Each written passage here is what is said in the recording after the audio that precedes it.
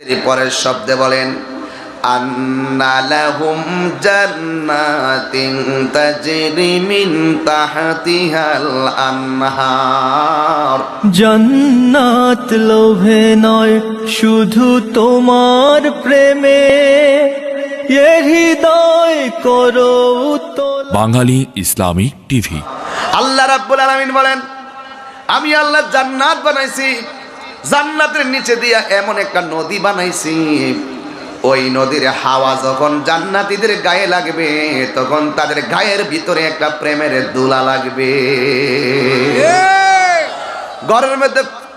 গরমের দিন ফ্যান লাগাইলে কেমন লাগে, এসি লাগাইলে কেমন লাগে, শীতের দিন কম্বল দিলে ভালো লাগে, গরমের দিন এসি লাগাইলে ভালো লাগে। আমার আল্লাহ বলেন, আমি আল্লাহ যে জান্নাতের ঘর বানাইছি, ওই ঘরের নিচে দিয়া এমন একটা নদী প্রবাহমান করেছি, এই নদীর হাওয়া তাদের গায়ের মধ্যে লাগলে তাদের অন্তরে একটা এশকের দোলা লাগবে, প্রেমের দোলা লাগবে। আল্লাহরে ডাক দিয়ে কে আল্লাহ, আমাদেরও তো বাড়িতে ঘর ছিল, ঘরের ভিতরে ফ্যান ছিল, ফ্যানের বাতাসে আরাম পাইছি, মা গায়ে দোলা লাগাইছি, কিন্তু তোমার কাছে জানতে চাই, আমরা তো ঘরের ভিতরে খাওয়া দাওয়া করেছি, তুমি যে জান্নাত দিবা, জান্নাতের নিচে দিয়া নদী প্রবাহমান করবা, ওই জান্নাতের ভিতরে কোনো খাবার দাবার আসেনি। আল্লাহ বলেন, শোনো আমার অফারটা শুনে যাও। কি অফার?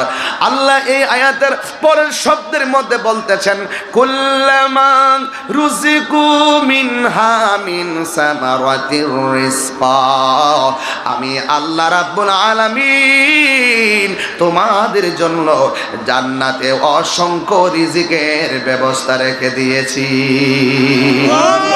আর আল্লাহু আকবার বলেন না কেন?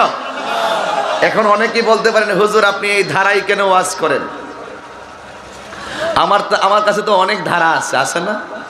একটু পরে বলবেন হুজুর জিকির করেন, এটা আমি জানি, কিন্তু একটু পরে বলবেন হুজুর আজান দেন, এটা আমার একটা অভিজ্ঞতা বলতে বলছে, প্রতি মাহফিলে যেটা হয় আর কি। একটু পরে বলবেন হুজুর কিছু কর না,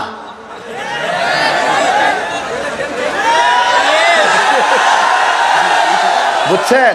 এই হলো পাবলিক, এই হলো পাবলিকের ইমেজ আমেজ। কিন্তু আমি এখন এভাবে কথা বলার মূল কারণ হলো, আমি যেইভাবে কথাগুলো বলি, কিছু কিছু মানুষ আছে সমাজে, অনেকে মনে করে তাহিরির অর্থই হলো সে নাচানাচি করে, সে গান গায়, নাচানাচি করে, ভণ্ড মাজার পূজারি ইত্যাদি এগুলা বলে। ওই সমস্ত বেয়াদবদেরকে দাঁত ভাঙা জবাব দেওয়ার জন্যই তাহিরি কোরআন হাতে নিয়েছে। দুই হাত তুলে বলো, ঠিক কি না বলো? বয় সামনে, আল্লাহু আকবার।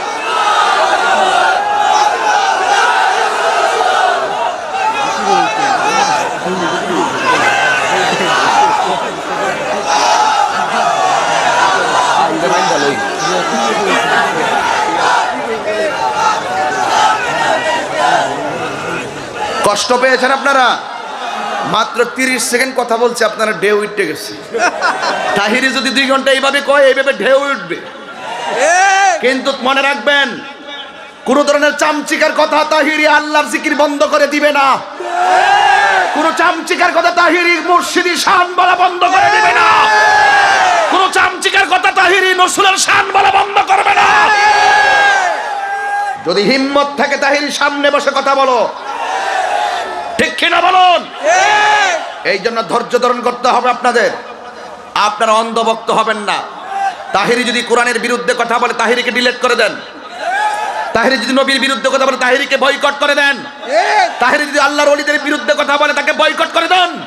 কোনো আপত্তি নাই আমার। তবে আফসোস হলো, সেখানে আমরা সময় মতো ঐক্যবদ্ধ হতে পারি না। আমাদের একটা গ্যাপ আছে। আজকে আমি খুশি হয়েছি, দাদা খুশি হয়েছি। আপনি দাদা ডাকছি আর কি, অসুবিধা আছে? দাদা মানে আপনি আমার সাথে প্রেমের বাধা। কি বলে? এই লালার গাঁয়ের মানুষ প্রেমের বাধায় আবদ্ধ। তাহিরির সঙ্গে কথা বলেন, ঠিক কিনা বলেন? এতে কি আপনার বেজার হয়েছেন? ওই দাদা ঠিক আছে নি? এখানে আপনারা লেখছেন একটা জিনিস খুব ভালো লাগছে। আমি ওয়াজের পোস্টার পড়ার সময় দেখছি, পোস্টারটা পড়ার আগেও হাতে নিছি, নিচে লেখছেন আয়োজনে মাজার কমিটি। কি বাজার কমিটি, এটা যে কত বড় শক্ত একটা ওয়ার্ড। এই কমিটি বেঁচে থাকতে কি আজকে শেখ জাদুমুল্লাহ রহমতুল্লাহের মাজার ভাঙ্গার কেউ সাহস করতে পারবে? এই সাহস করতে পারবে? আজকে অনেকে মাজার ভাঙ্গার কথা বলে। মাজারকে রক্ষার জন্য প্রতিরক্ষা বাহিনী আমরা আছি না নাই বলেন? রাগ করবেন না, বুঝ করে কথা বলছি। তাহিরি বুঝবিহীন কথা বলে না। ও এমনি যে মাঝে মাঝে একটু ডানবাম বলি, এটাই একটু প্রবলেম নাকি? কিন্তু আমি খুব সাবধানে কথা বলি। আবার কোন সময় কোন কথা কেটে নিয়ে আবার ছেড়ে দেয়, আবার তাহিরি বিরুদ্ধে আবার মামলার কাঠ করে না, দাঁড় করে দেয়।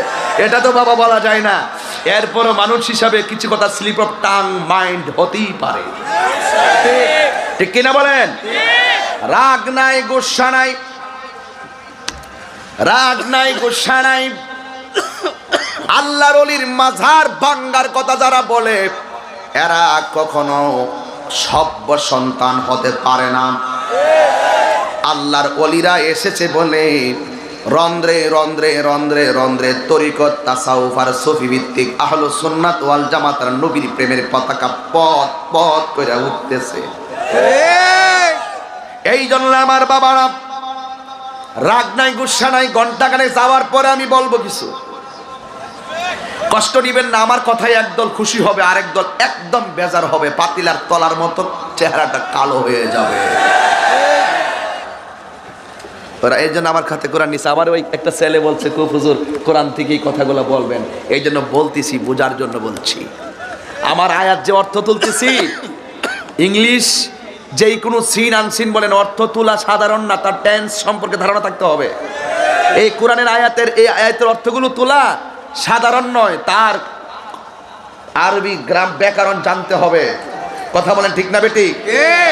এই জন্য বাবারা আমার, আল্লাহ রাব্বুল আলামিনকে প্রশ্ন করেন, আল্লাহ দুনিয়ার ঘরে যদি খাবার থাকে, জান্নাতে কোনো খাবার আসেনি? আল্লাহ বলেন হে আছে। কুল্লামা রুজিকু মিনহা মিন সামারাতির রিজকা।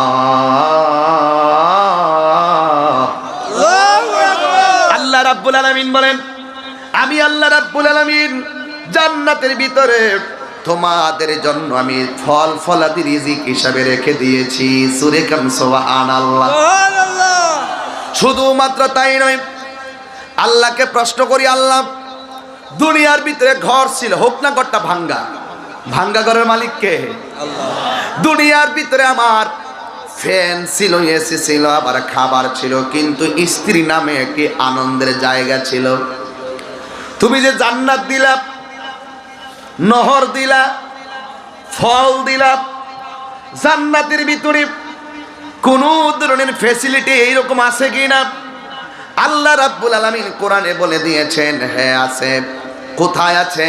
সূরা বাকারার আয়াতের শেষ অংশে 25 নম্বর আয়াতে আছে, ওয়ালাহুম ফিহা আসওয়াজুম মুতাহহারা ওয়া হুম ফিহা খালিদুন।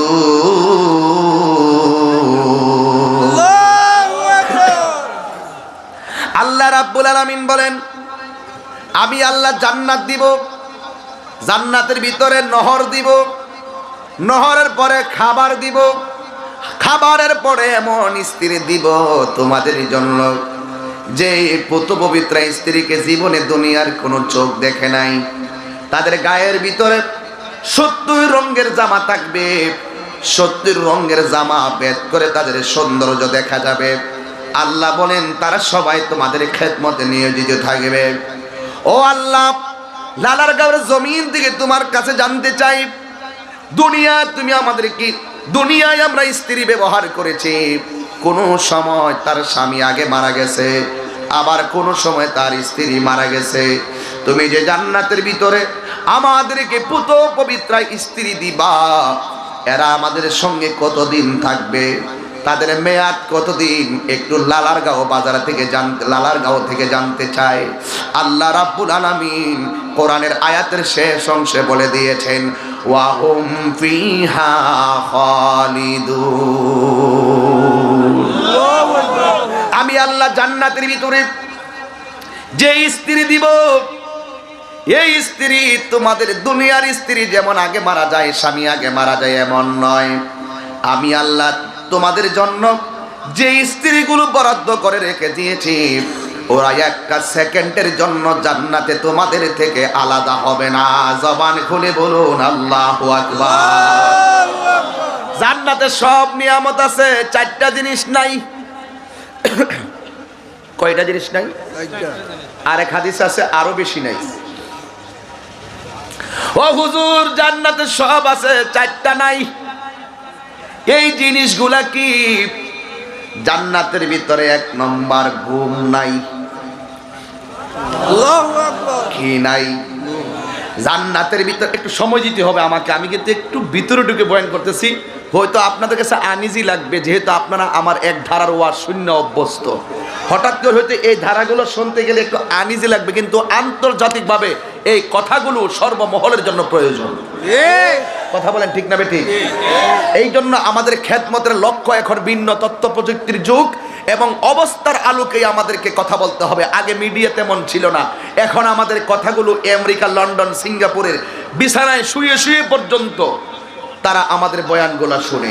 আমি আজকেও আমেরিকার 2 জনের সাথে কথা বলেছি, শুধু একটা কথাই বলে, হুজুর আপনি হুজুর ওয়াজ করেন, আমরা বাহিরে থাকি, কিন্তু মায়ের ওয়াজ শুনে শুনে আমরা চোখের পানি ফালায় কান্দি। মানে অনেক মানুষ অনেকভাবে কথাগুলো বলে, এই কথাগুলো দরকার আছে কিনা বলেন ভাই? রাগ করিয়েন না, এই কথাগুলো বোঝার দরকার। আল্লাহ রাব্বুল আলামিন বলেন, ওয়াহুম ফিহা খালিদুন।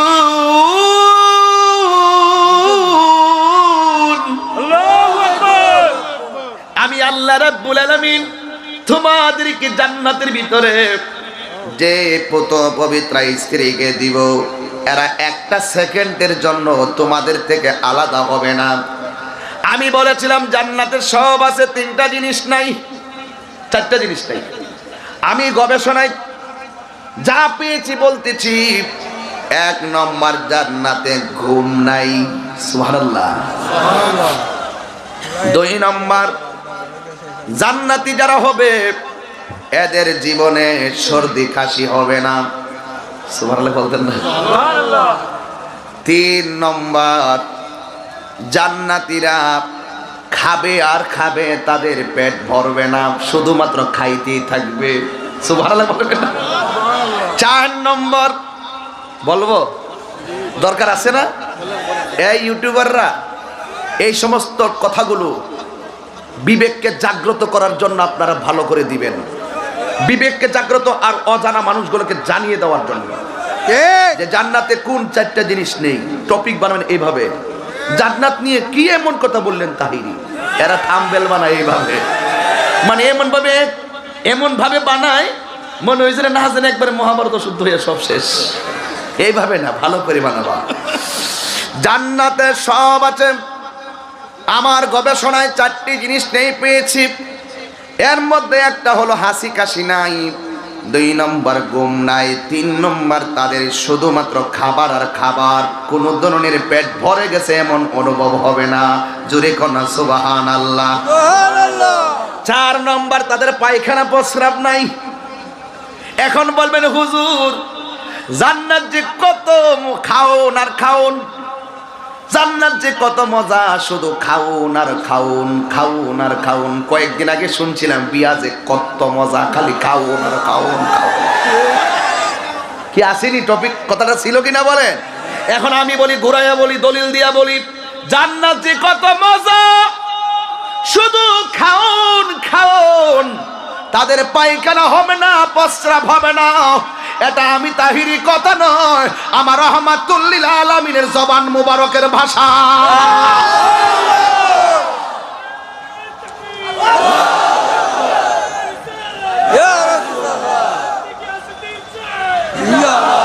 এখন বলবেন হুজুর তাইলে এত খাওন খায়? ওই দিন একটা গবেষণায় পাইছিলাম, একটা আঙ্গুর ফল জান্নাতের পৃথিবীর সমান। জান্নাত কি মনে করছে আমরা বাড়ির ঘরের মতো? একটা শিক, জানালার শিক যদি বিক্রি করা হয়, এই পৃথিবীর 70টা ওই শিকের পরিবর্তে, লোহার পরিবর্তে, জানালার গ্রিলের পরিবর্তে 70টা পৃথিবী কিনা যাবে।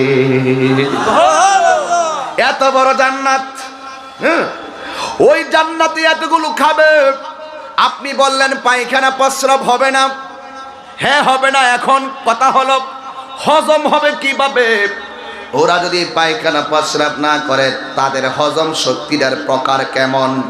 আমার নবী বলে জান্নাতীরা খাবার খাবে, খাবার খাওয়ার পরে মাঝে মাঝে একটা ডেকুর দিবে।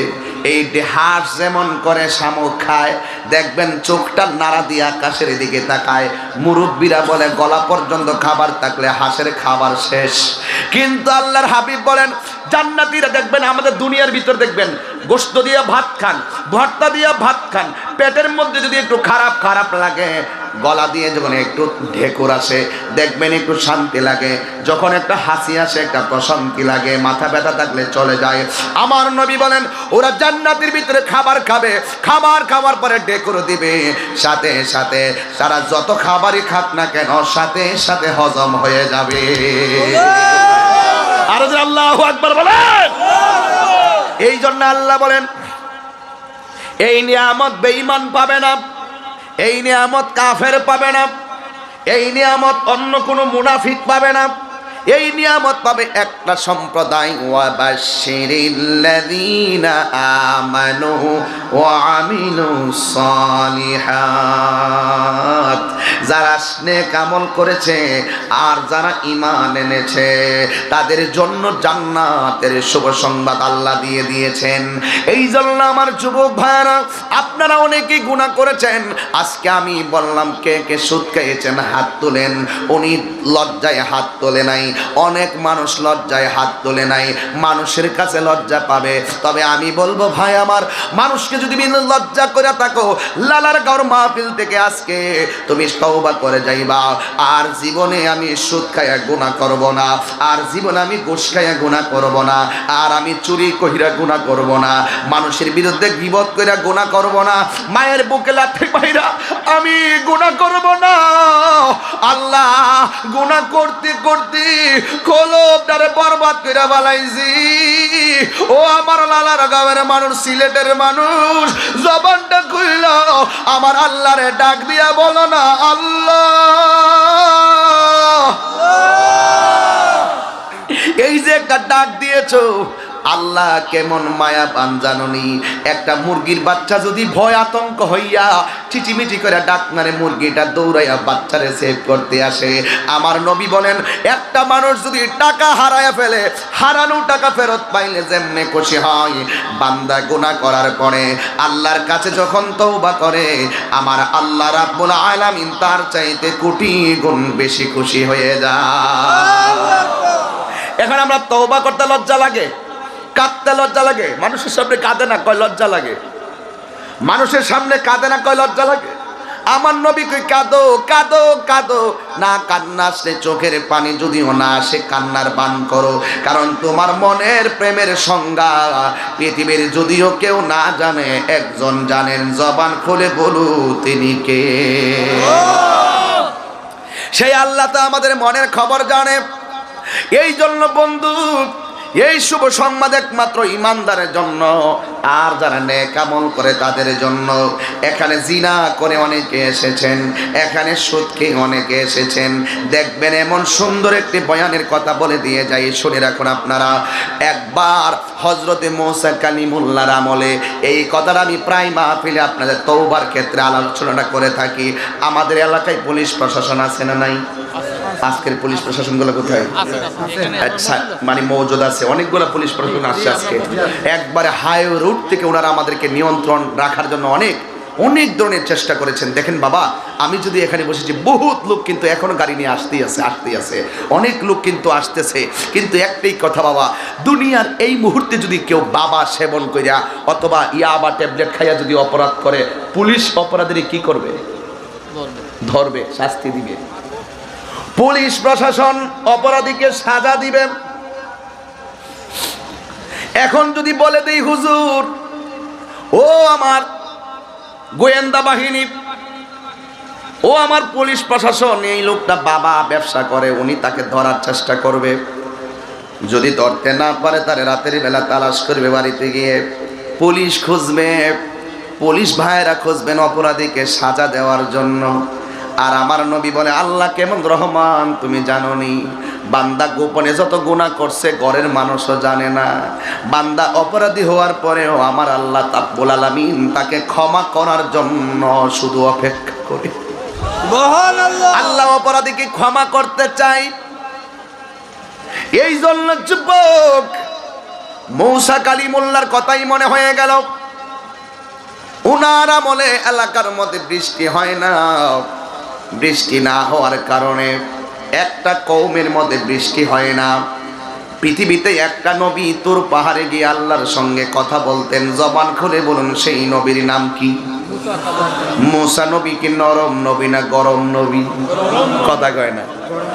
মূসা নবী কি নরম নবী না গরম নবী? কেমন গরম? আজরাইল আসছে একদিন, আইসা কয়, আসসালামু আলাইকা ইয়া মূসা কালিমুল্লাহ, আপনারে সালাম দিলাম। কয়, তুমি কেন এসেছো? কয়, আল্লাহ পাঠাইছে আপনার রূহটা নেওয়ার জন্য। মূসা নবী কয়, কাছে আইসা রূহটা নাও। আজরাইলে যখন মূসা নবীর কাছে এসেছেন, মূসা নবীর হাত ঘুরাইয়া আজরাইল রে এমন একটা থাপ্পড় মেরেছে, আজরাইলের চোখটা ঝুলাইয়া ফেলছে। আজরাইলে যায় আল্লাহরে ডাক দিয়ে, কি আল্লাহ, আমি গেছি মূসা নবীর রূহ কবজ করার জন্য, মূসা নবী রেডি হয়ে গেছে আমার রূহ কবজ করার জন্য। আল্লাহ তুমি জানি না শুই না কেমনে এমন একটা নবীর কাছে আমারে পাঠাইছে। সেই মূসা নবী আল্লাহর সঙ্গে কথা বলে। আর এই দিক দিয়ে একটা কওমের মধ্যে, আপনাদের লালারগাঁও এলাকার পাশে একটা গ্রামের নাম বলেন। লালার চোখ, লালার চোখ, লালার চোখ। সব লালা আপনারা নিয়ে গেছেন। লামা ভাড়াও আছে, লামা ভাড়া, লালার চোখ। রাখ, তোরা গ্রামের নাম ডাকি করছ না, কইবা লাগে মানে তাহিরি মুখ ডাক কয়া বের লাগে, ঠিক না? তোমরা আমি চিনি, যাক অসুবিধা নাই। আমার সোনার বাংলা, আমি তোমায় ভালোবাসি। এখন ফতোয়া দাও, রাষ্ট্রদ্রোহী মামলা ঢুকাই দিল। কথা বলেন ঠিক না বে ঠিক? লালার গাঁও, লালার চক, লালাউ কি বড়াউ, বনগাঁও আছে না? বনগাঁও। কষ্ট নেন না, নামটি চিনার দরকার আছে, যেন আমি যেন একটু অভিজ্ঞতা হয় আর কি। অনেক গ্রামের নাম আছে আমাদের, 68,000 গ্রাম না? এক একটা গ্রামের নাম করেছে, দুনিয়ার দূরের গ্রাম। এই শোনেন, গ্রামের মানুষ যেমন লালার গাঁও, ছোট্ট ব্রাহ্মণটা আমার খুব বেশি ভক্ত। অনেক মানুষের কয় আমার জিকির লাগাইলে নাকি ছোট্ট বাচ্চারা ভাত খায়। অনেক অভিভাবক আমার কি, তো এটা কার দোষ? ছোট বাচ্চা কি জিকির বুঝে আর গাছ শান বুঝে, এরা দি ভাত লাগা জিকির লাগাই দিলে ভাত খা। কেউ আমরা নাতিরা, হ্যাঁ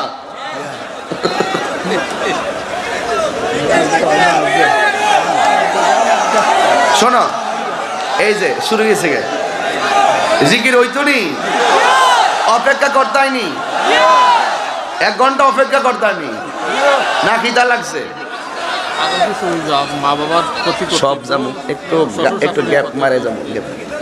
আমি আইসি আজকে, এখান থেকে যাওয়ার চিন্তা ভাবনা আমার নাই, কারণ আপনাদের মানুষগুলো খুব আশিকের রাসূল, ঠিক কি না বলেন?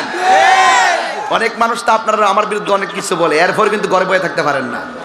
আমি যখন আসি, আমার এন্টি কিন্তু বহুত লোক আছে, এরপর নারে যাই রে দেখে আছে না? কথা কন না কেন? দেখ সব কইতাছি, কথা কইছি। ভাই নামটা কি? বনগাঁও। বনগাঁও। এই আসতে, না না বিয়াদবি করবো না। আমি কিন্তু খুব একজন শাসনকারী মানুষ।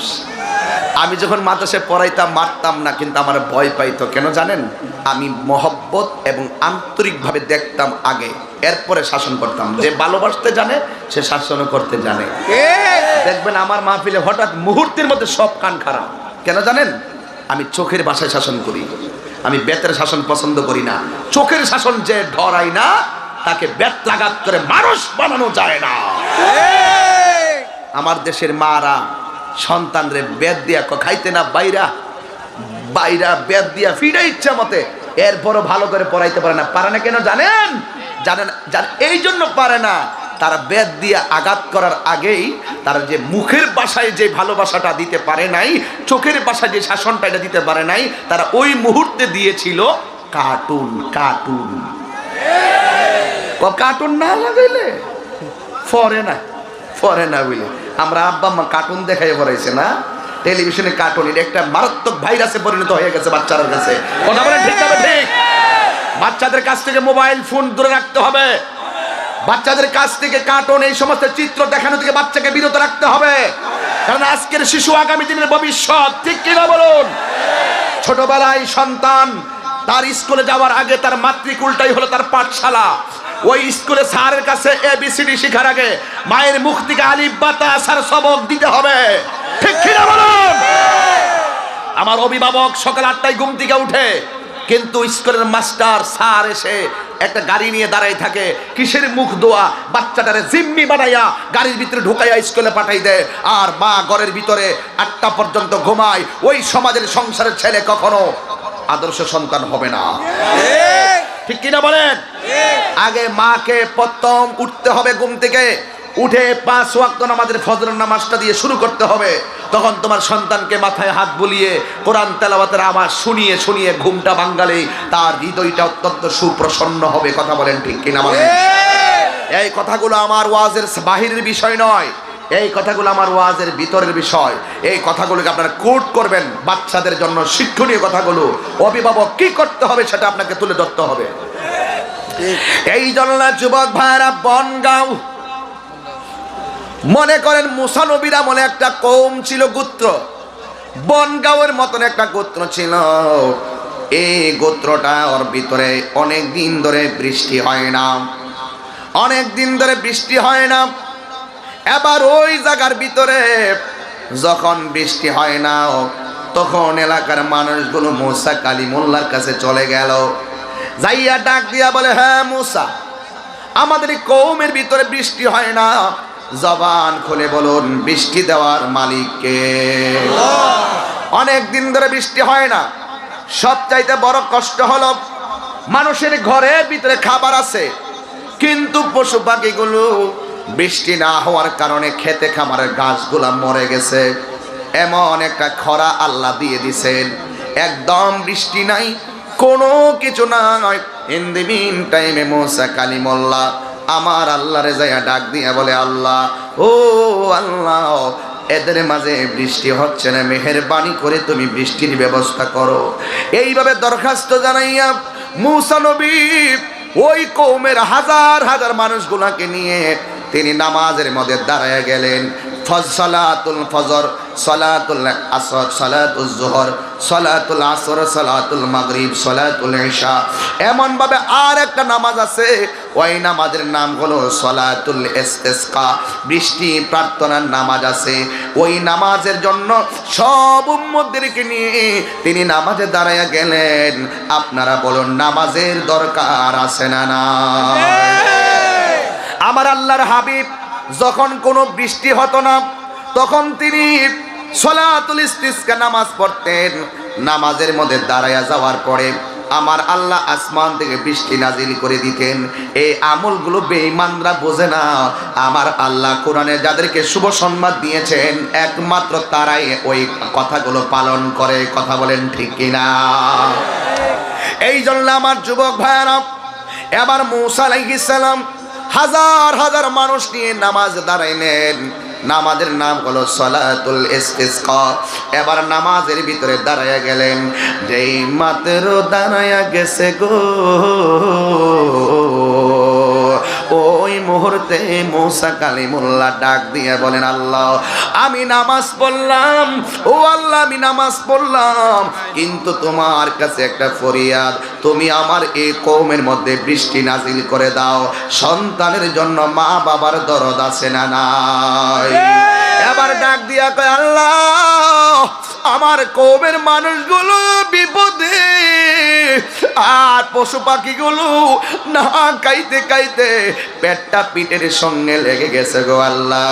এবার আমার আল্লাহ একটা ডাক দিয়ে কয়, ও মুসা রে, তুমি দোয়া করতেছো, তুমি আমার কাছে বৃষ্টি চাইতেছো, বৃষ্টি কেন হয় না জানো নি? একটা মাত্র কারণে বৃষ্টি হয় না। ওই কওমের ভিতরে এমন একটা মানুষ আছে, যেই মানুষটা 40 বছরের ভিতরে এমন কোনো গুনাহ নাই সে করে নাই। একবার তওবা করে আবার গুনাহ করে, একবার তওবা করে আবার গুনাহ করে। আমার দেশে দেখবেন সারা জীবন মানুষ সুদ খায়, সবে বরাত হলে আল্লাহর কাছে তওবা করে। কথা কোন ঠিক কিনা বলুন? সারা জীবন আছে 5 ওয়াক্ত নামাজ পড়ে না, সবে বরাত আর সবে কদর আসলে সারা রাত মসজিদে গিয়া পয়রা থাকে। এই নামাজ তোমার কোনো কাজে দিবে না যদি তুমি ফরজ ইবাদত না করো। কথা বলেন ঠিক কিনা? এই ওয়াবাশশিরিল্লাযীনা আমানু ওয়া আমিলুস সালিহাত, একমাত্র জান্নাতের শুভ সংবাদ ওই মানুষদের জন্য যারা ঈমানদার আর যারা নেক আমল করে।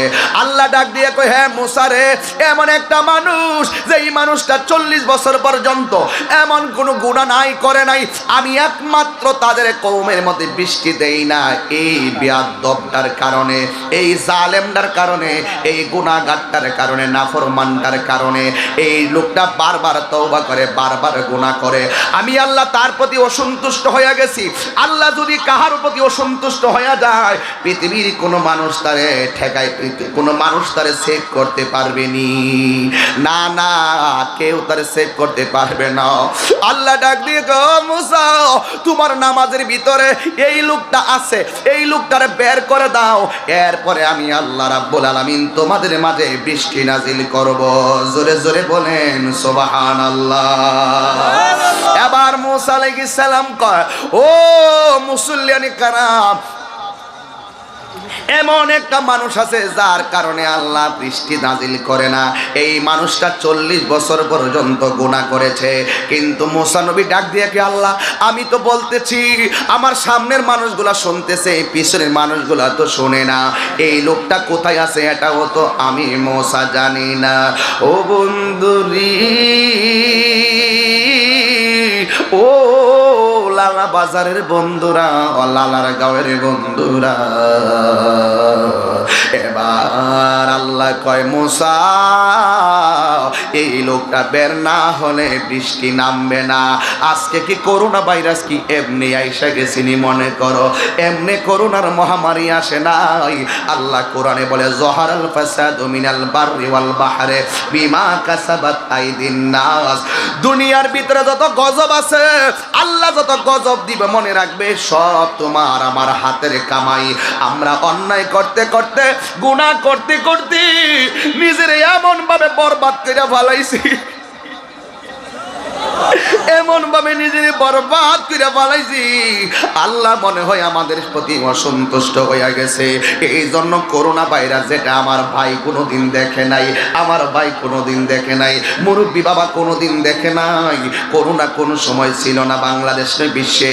এক মুরব্বীর বয়স ছিল 113 বছর। তারে জিজ্ঞাসা করছিলাম, আপনার 113 বছরের জীবনে করোনার মহামারীর মতন এমন মহামারী দেখছেননি? সে বলে, ও হুজুর না দেখি নাই। এমন একটা মহামারী আল্লাহ আমরা দিছে কেড়ে জানেননি। একমাত্র আমাদের অন্যায়ের কারণে মনে হয় আল্লাহ অসন্তুষ্ট হয়ে গেছে, এই জন্য বান্দারে পরীক্ষায় ফালাইয়া দিছে রে। ও বন্ধু, করোনা এমন একটা রোগ, করোনা এমন একটা রোগ যে এই রোগটা হইয়া গেলে ঘরের মানুষ তারে সোজা গাড়িতে তুললা দেয়, আইসোলেশনে নিয়ে যায়, ডাক্তাররা নিয়ে যায়, কিন্তু ওই রোগীটার কাছে আপন সন্তান যায় না। এই রোগীটা যদি মারা যায়, নিজের আপন ভাই লাশটারে ধরে না। ওই রোগীটা যদি মারা যায়, নিজের সন্তান হইয়া বাবা মারা গেলে বাবার কাছেও যায় না। এমন একটা রোগ এই করোনার মহামারী আল্লাহ দিয়েছে। এ বান্দা, এখনো যদি সোজা না হও, অপেক্ষা করো, অপেক্ষা করো, অপেক্ষা করো। এমন একটা মহামারী আমার আসতেছে, ঘরে থাইকাও তুমি বাঁচতে পারবা না। কথা বলেন ঠিক কিনা? যুবক, ওই কানাডার প্রধানমন্ত্রী তার দেশের ভিতরে সব মানুষের বলছে লকডাউন। কি বলছে? লকডাউন, হোম কোয়ারেন্টাইন, আইসোলেশন, কত সরঞ্জামাদি, দিনের খাওয়ান দিনে ঘরে পাঠাইয়া দিতেছে। কানাডার প্রধানমন্ত্রী রাস্তায় একলা একলা হাইটা হাইটা বলছে আপনারা ঘরে থাকেন। একজন জিজ্ঞাসে খাবার পাবো কোথায়? ওই একটা ফকিরও যদি হয়, খাবার যদি না থাকে, আমি কানাডার প্রধানমন্ত্রী তার ঘরে খাবার পৌঁছাইয়া দিব। এমনভাবে এদেরকে ঘরের ভিতরে রাখার পরেও, আমেরিকার মানুষগুলার ঘরের ভিতরে রাখার পরেও লাশের মিছিল গন্তে হয়েছে। খ্রিস্টানরা শেষ পর্যন্ত বলতে বাধ্য হয়েছে আমাদের আইসোলেশন, হোম কোয়ারেন্টাইন, লকডাউন কোনো ঔষধ দিয়া করোনার মোকাবেলা করা সম্ভব না। এবার ফয়সালা আসবে আসমান থেকে। আর জোরে কর না আল্লাহু আকবার। এখন তারা খ্রিস্টানরা বলল ফয়সালা হবে আকাশ থেকে, একমাত্র আল্লাহ ছাড়া এটা দিয়ে কেউ বাঁচাইতে পারবে না। আজকে বাংলাদেশের দিকে যদি আমি তাকাই, কেন আমি বাংলাদেশ নিয়ে গর্ব করি, কেন আমি বাংলাদেশ নিয়ে গর্ব করি? আজকে ওয়ার্ল্ড হেলথ অর্গানাইজেশন, বিশ্ব স্বাস্থ্য সংস্থা বলেছে মুসলমান এই বাংলাদেশে করোনার কারণে লাশের মিছিল গণবে, 4 থেকে 5 লাখ মানুষ মারা যাবে। কিন্তু আমি বাংলা নিয়ে গর্ব করি এই জন্য, বাবা শাহজালালের নিয়ে গর্ব করি এই জন্য। ইন্ডিয়ার দিকে তাকাও লাশের মিছিল, চীনের দিকে তাকাও লাশের মিছিল, আমেরিকার দিকে তাকাও লাশের মিছিল, কিন্তু আমার বাংলাদেশে আলহামদুলিল্লাহ এখনো আমার আল্লাহ আমাদেরকে রহম করতেছেন। কথা বলেন ঠিক কিনা? আর জবান খুলে বলো ঠিক কিনা?